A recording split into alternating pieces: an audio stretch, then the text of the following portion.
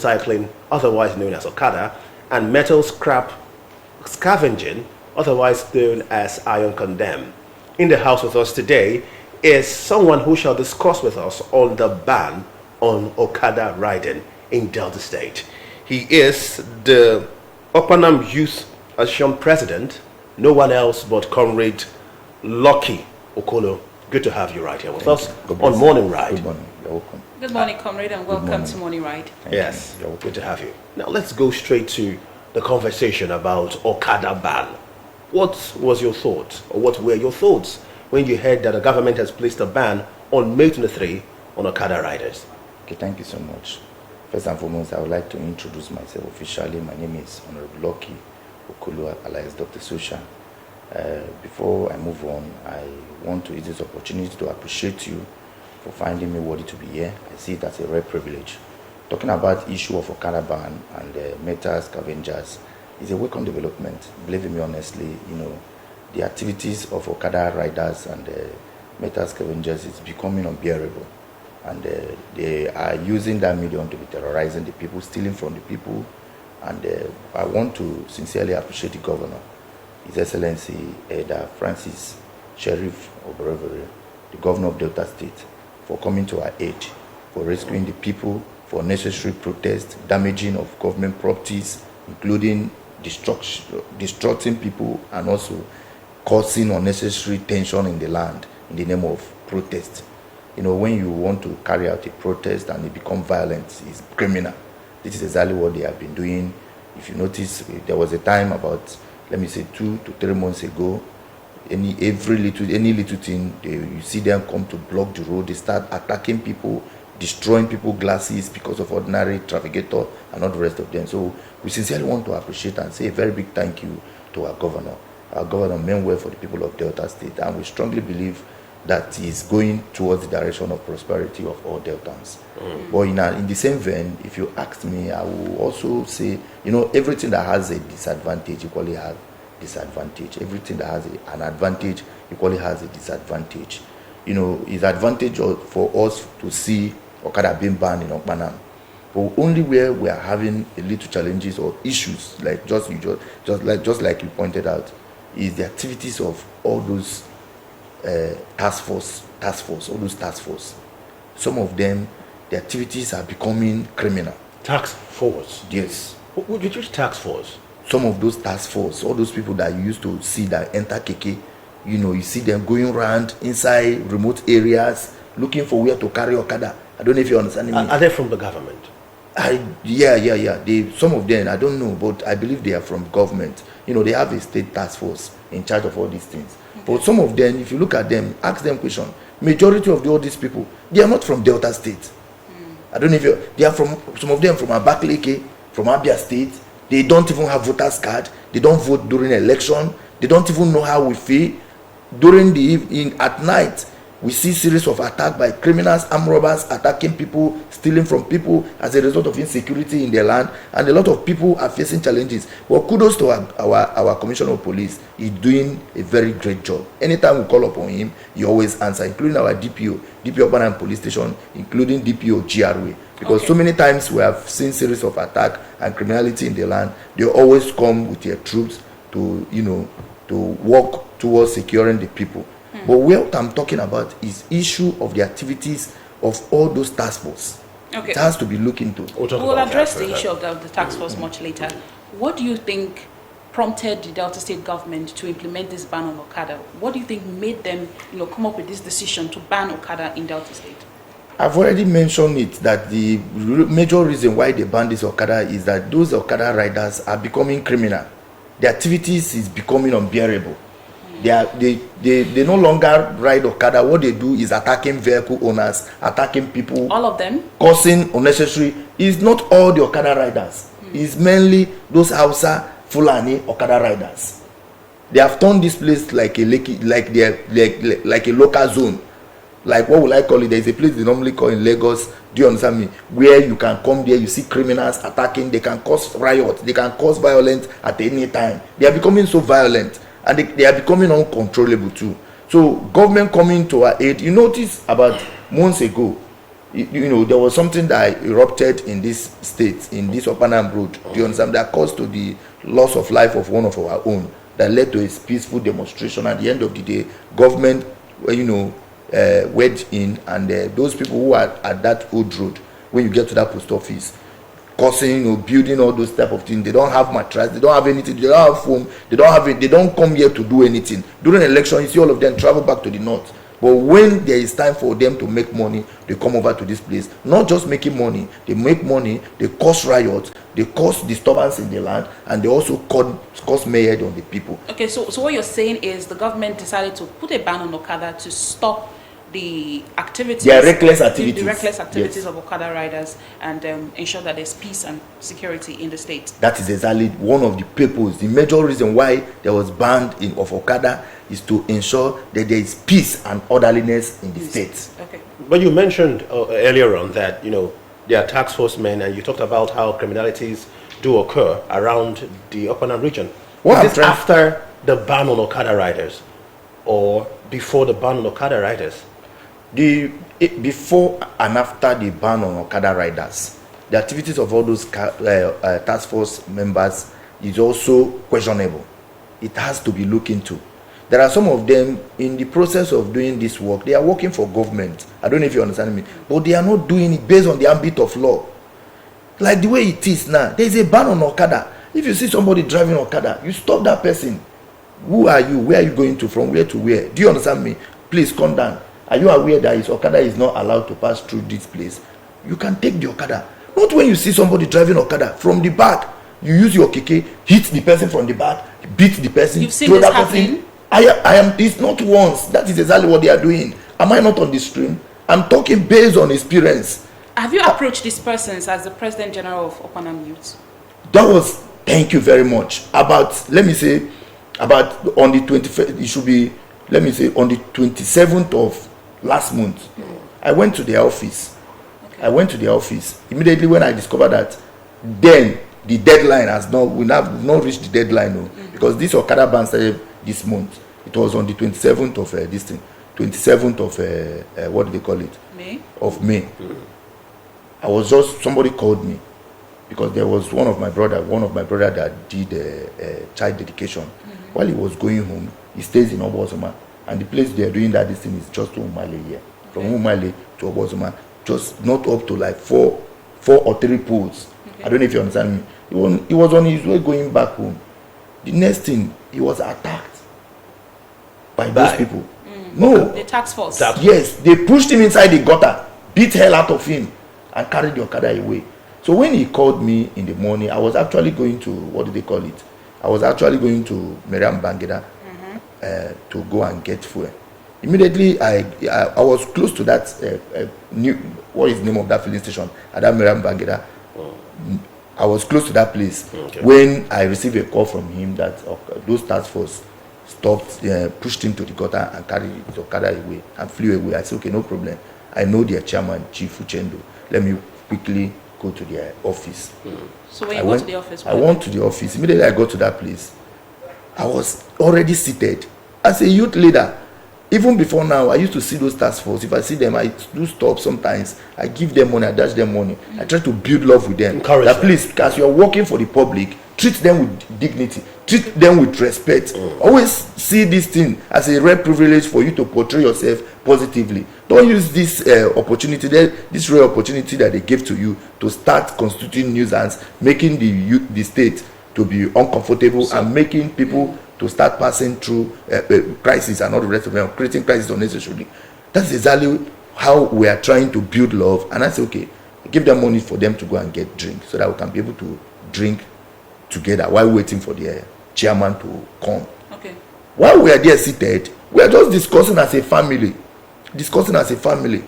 Nothing. The next thing I see again, one young man, about three of them, Kekena carried them inside that place immediately. Immediately they dropped them.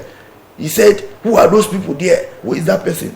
Even the person who is their vice chairman was telling him, he's Opanam Youth President General. He said, who is Opanam people? I've said it, I will deal with them. I will deal with Opanam people. He started, I was just looking at him. One of the boys that was with me, and I said, Do you realize you are talking to our youth president? He said, to help with your youth president, everybody go away from here. He started scattering everywhere.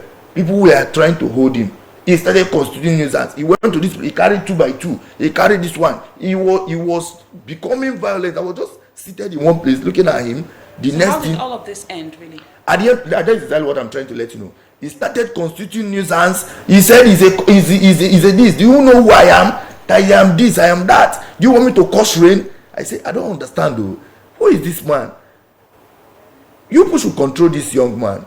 He started raising dust before you could know what was going on. Even in their own office. In their own office. They couldn't even control him. The secretary was there. One lady that was there was telling him, only one lady that was with them. The lady said, do you realize you are constituting nuisance? You almost slapped the lady. That who are you? That when I'm talking, you are talking. He started calling that lady. So before you know what no, let me finish. Okay. In the process, they started raising dust. And before we could know what was going on, he began to beat those my people that was with me. So what did you do? Did you report to the police? No, listen now, let me conclude. They begin to beat them. I asked them not to fight back, that they should wait. The next thing I did was to quickly pick up my phone, call their chairman. This young man, there is a young man that is here. We are waiting for you to come so that I can be able to. I personally came to see you. We're waiting for this man to come. The next thing I could see again, the young man said, so you have to go. He carried my chair, almost wanted to fall me on. Okay, I see. Comrade, I see your passion about this thing that happened. Yes. And we're very much concerned about what has happened too. But what we are concerned about totally and strongly is if there was any kind of legal action taken against this. That is exactly what I'm telling you. Was there legal action taken against? There was no legal action. The reason is because there was no legal action. The reason is because I said this young man pushed me severally. I didn't touch him. So you didn't report to the police? While we were still in that place, there was already a tension. The next thing, I was calling their chairman, Chief Uchendu. Your boys are embarrassing me in my office, and I am trying to, call you now. I've been calling you for you to come so that I can be able to resolve this issue. He said he's on his way coming. The next thing I seen, I saw police come. Okay. Buffalo, 2 van. They entered. Immediately police come. The next thing they say, look at those people. They are these boys. They are these. That was how they now assisted police to beat the hell out of those people. Which people? Those people that was with me now, about 3 or 4 boys that was with me, that was inside my car. You're saying the police joined? No, police did not join. Those boys now beat hell out of them and threw them inside their van, and they carried them. Immediately, that was when their vice chairman now said, my president, please come to my office. I followed him to his office. I said, do you notice how mercilessly these your boys, uncontrollable, beat these my people who are unarmed on a peaceful atmosphere? That was when that young man now said, let us talk about it. I said, I cannot say anything. Since they have already arrested them, let us go to the police station. That was how all of us now followed. And we went to the DC office. So the police arrested these boys, but they didn't immediately go to the office. Who were causing nuisance? No, they didn't arrest those boys that was with me. My men that was with me inside my car. Okay, so that followed me to the office. So they arrested them. So those boys, after beating them, they threw them inside their van. They took them to the office, to DC's office. We climbed upstairs. Immediately we got to that place. I gave my report exactly what happened. No, DC pleaded with me. Do you understand me? And I told him that these activities of these people is becoming criminal. One day they will kill somebody. I don't know if you understand me. And then the little thing you see that they will carry knife, they will carry cutlass, they will carry 2 by 2. Okay. They will start fighting. You've complained to the police station. You've told them that the activities of the task force needs to be checked. I told the DC operation. Okay. The DC operation, I spoke with him and he said, okay, there's no problem. Which the other person, he said that guy that caused that thing, that the guy should be what? Suspended. Okay. Which they promised to do so. But that is not the only thing. It happens because of that, because of the fact that an elder statesman and a very powerful police officer, a senior police officer, a DC of State Police Command, has already advised and spoken that I should do what? I should calm down. That is the reason why I decided not to go for any illegal battle with them. Yes, but at least you've made a report. I've already made a report. Okay. But after that one, another one happened. Close to that, what do they call it? After Pino's bar. There was a woman. was coming from. No, Comrade Lucky, let's just focus on the Okada ban. And you've mentioned the issue of the task force. So we think what you should do here is to make a report to the police station, report the activities of this task force. But let's now go back to the ban on Okada in some parts of Delta State. Earlier you mentioned that the state government, the reason why they banned this Okada is because of the criminal activities that some Okada men carry out in the state. Have you noticed any change in the rate of crime in Delta State ever since the implementation of the ban? Especially your Panama area. Yes. Have you noticed a reduction in you know when you asked me about crime? the Okada ban, I said it's a welcome development. Yes. I support the state government 100%. Yes. And I stand, and as I'm talking to you, I'm standing with my words that I give kudos to His Excellency Eda Francis Sheriff Oborevere, the governor of Delta State.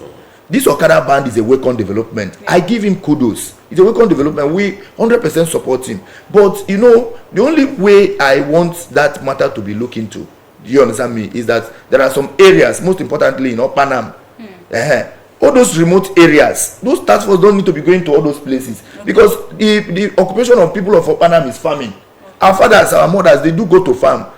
Where they normally used to go to farm, do you know how many people that have lost their phone this season?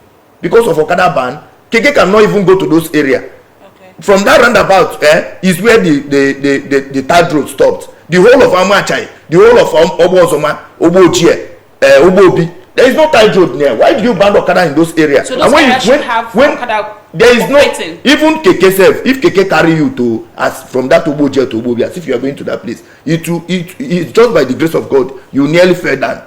And it's only on that major road though. Okay. Every other area is a remote area, is not motorable.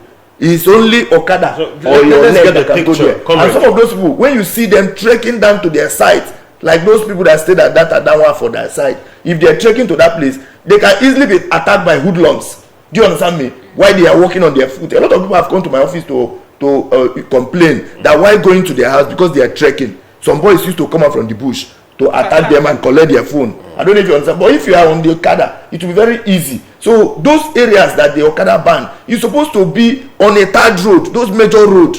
Okada should not be seen in those major road. But all those remote areas, inside, they should allow Okada to be operating in those areas. Okay, so that the community people, like, take for instance, virtually all the farmland in Opanam, because every villages and quarters in Opanam own their own farmland. Okay. And what they use to operate to go to their farmland is Okada. I don't know if you're understanding me. Because most of those places, you cannot use Keke to go there. Okay, let me get this picture straight.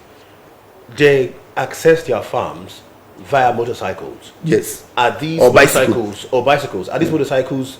Are they Okada? Because Okada means commercial motorcycle. It means that you pay the man. No. Their own is private. It's private. Private motorcycle. They should make provision for private registration, so that private owners will go to the state and register that this is a community motorcycle. I don't know if you understand. If it's a community or a family motorcycle, you know that if these people are going now, they are going to their farmland direct. Once they leave, they are coming back to their house. Do you understand? Indeed, the DG of Communication and Orientation, Barrister Latibo, said that the government is going to fix roads and ensure that roads are easy for Keke and Okada to ply. Thank you. But then you have a particular challenge at this point in time that concerns food. And when you talk about food, we are very concerned here because we know that there's food insecurity in the country and even in the state.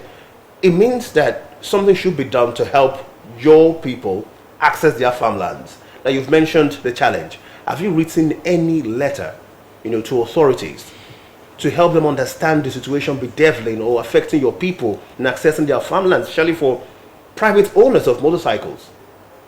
No, not really. We have not written any letter as regards to that. The only thing I would like what you said about Latimo mentioning that government is going to create more road. It will be a welcome development. Once there is road, what are you doing with Okada? We don't even need it. I don't know if you understand me. Okay. We don't even need it anymore because most of the activities they do, stealing from people. Okay, recently now, the one that is happening now is Keke. You see one person at the back behaving like a pastor, behaving like a man of God.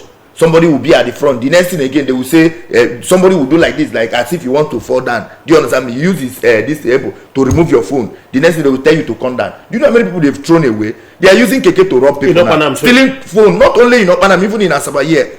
They are using keke to be robbing people now. That thing that is happening, that thing that is happening in what do they call it, Onitsha, in Opiweka, is happening here now. As I'm talking to you in this Asaba, you see somebody. There is somebody that bought new phone from ShopRite, just from that junction there to enter keke, from that place to enter roundabout there. They collected this the person's phone. You know, earlier I asked you a question and you did not really answer the question directly. I said, since the state government banned Okada, have you noticed any change? Improvement? Or any improvement in the security in the state? There's an improvement. Absolute. Crime has reduced? Has crime reduced?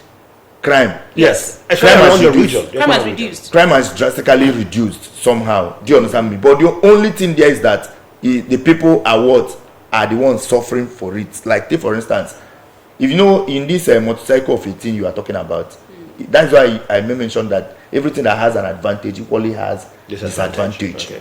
The advantage part of it is that those who are causing havoc on our people has finally left our land. Okay. I don't know if you understand me. They have finally left our land. We are now living peacefully. I don't know if you understand. But the only disadvantage aspect of it is that to ply through our farm roads, for our mothers to go to farm, you know, things, the way we are seeing this season now is no longer the way it used to be before. Before you can comfortably go to farm before. I don't know if you're with your foot. But now, on your way going from here to here, once you just cross to the other side, somebody might likely come out from the other place and attack you. Has that ever happened? It has happened, and that's exactly what I'm telling you now. I'm very concerned about legal process. Was there a report given when it happened? It depends on those people. It depends on, at least 2 or 3 persons have come to report to me. I don't know if you understand me. They're on their way going. There is somebody that is already frustrated. He stays in Abacha camp. Abacha camp. What do they call it? Adamwafo. He lives there. He said on his way coming back, and he stays in Obobi, not in a tight road though. It was just coming from his house to his family house. None of those places is a tight road. Immediately he passes through that 3 upstairs. He saw some group of boys that just ran out from inside the bush, and they double crossed him, and they pushed him inside the bush and collected his Okada and ran away. Okay. And he followed. I was asking one of them, who are these people? He said they are members of the task force. He said, I was actually going to my family house, and none of them is a third road though. So what I'm trying to say, and now this young man, there was a day I had a meeting last week Saturday. I had a meeting. This man said he left his house by 3 p.m. and the meeting is supposed to be 4 o'clock. Before he could go to that place, it was more than 2 hours because he was trekking. I don't know if you understand. There is no way you can see any keke that goes to that side. Okay. Keke doesn't move that place. That place is not motorable. I don't know if you understand me. Yes, Comrade Lucky, let us look at another disadvantage of this ban on Okada. You know, it is not only Hausa men that was actually operating with Okada. We had some of our brothers that were Okada men as well. How do you think this will affect them and their families? It has already affected them. We advised them to look for something doing. Government of the state has banned on Okada, and we gave the man 100% support. The only way I'm having issue is that when carrying out these task force activities and all the rest of them, you should use human face. Be diligent with your work. Don't come and be forcing it on people, like kicking people, hitting people. When you see somebody, you stop. Hello, address that person like a normal person that is working for government. Okay, Comrade Lucky, I'm sorry you understand me? Then those people, we advise them. Those are our brothers. We advise them that they should look for something else, like engaging themselves, learning work, learning something else. I don't know if you understand. Engagement. You can go and learn something else. It's not must that you must drive Okada. Since the state government has give a ban on Okada, the only way I'm interested is that those people, those are our brothers who normally drive, those are our brothers who normally drive to their farmland. They should be given a privilege. They should be allowed to use their motorcycles still. To use their motorcycle to their farmland. To their farmland, not their own farmland. I don't know if you understand me. I'm not talking about those farmland that is not tied. Okay. That is not accessible. Okay. They should be allowed to use it. I don't know if you understand me. Is there any form of identification for then they should make a provision. If there is going to be a provision of an apron or means of identification or an ID card to identify that you are so person, number 1, number 2, number 3. You are coming from this family. This person is from this family. This person is from this family. So that if you are going to any place, if you cause any problem, we see that this person putting on this apron or this person with this ID card was the person that caused this problem. Right. Then you'll be held responsible. Okay, before you go, one more question. What do you think the government should do to help the transition? As they've banned the Okada, what do you think the government can do to support the people? What I want the government to do is for the government to work alongside with the community. You cannot bring in strangers, people from Abakaliki, Abia State, Enugu State. They don't even have voters card. During election, they don't come to vote. Okada gave our governor the highest vote so far. Oshimile North gave the governor 30-something thousand votes. Okada alone gave the governor 10,000 something votes. I don't know if you understand me. 10,000. Okada is the highest in the whole of Delta State. We have voters strength in Delta State. Okada to be precise. And if you begin to humiliate people, you begin to turn people down. When it's time for election, local government election is coming in now. I will preach for them to work alongside with what we feel that is possible. Much. But if you don't work with them, they will decide not to work with you. So that's why you need to carry everybody along. I'm going to sum up what you've been trying to buttress all through. You're saying that a ban on Okada is apt.